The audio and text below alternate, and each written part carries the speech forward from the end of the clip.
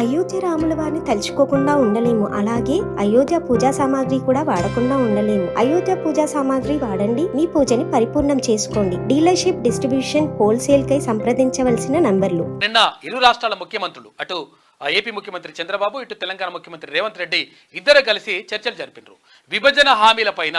అయితే విభజన సమస్యలు ఏవైతే ఉంటాయో, ఇరు రాష్ట్రాల మధ్య ఉన్నటువంటి విభజన సమస్యలు ఏవైతే ఉంటాయో వాటికి సంబంధించి పరిష్కరించే దిశగా చర్చలు జరిపినారు.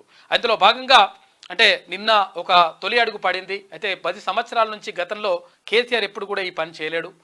దీనికి సంబంధించి కనీసం మాట్లాడినటువంటి సందర్భం కూడా లేదు. అయితే ఈ నేపథ్యంలో అక్కడ ఏదైతే నీటికి సంబంధించి, నీటి పంపకాలకు సంబంధించి కానీ, విద్యుత్ బకాయిలకు సంబంధించి కానీ, తర్వాత ఇక్కడ ఉన్నటువంటి బిల్డింగ్లు కానీ, అటు ఉన్నటువంటి ఓడరేవులు కానీ, ఇటు ఉన్నటువంటి తిరుపతి కానీ, ఇట్లా అన్ని అంశాలపైన చర్చలు జరిగినాయి. అందులో భాగంగా ప్రధానంగా ఒక 2 కమిటీలు వేసిండ్రు. తర్వాత ఇంకా మూడో అడుగుగా, అంటే మూడో దిశగా ఇది ముఖ్యమంత్రులు కూడా చివరిగా పరిష్కరించే దిశగా దానికి ఒక కార్యాచరణ రూపొందించిండ్రు. అయితే ఒక కమిటీలో అక్కడ అధికారులు ఉంటారు, అక్కడ సిఎస్లు అంటే చీఫ్ సెక్రటరీలు ఉంటారు, తర్వాత ఉన్నత అధికారులు ఉంటారు. అందులో పరిష్కారం కానటువంటి ఏవైతే అంశాలు ఉంటాయో వాటిని మంత్రుల కమిటీ చర్చిస్తుంది.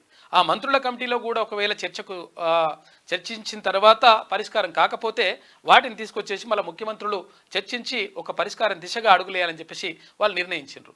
అయితే ఇరు రాష్ట్రాలకు ఆమోదయోగ్యంగా ఉండాలి, తర్వాత ఎవరి మనోభావాలకు దెబ్బతీసే విధంగా ఉండేందుకు వాళ్ళు కార్యాచరణ రూపొందించినట్టుగా తెలుస్తూ ఉంది.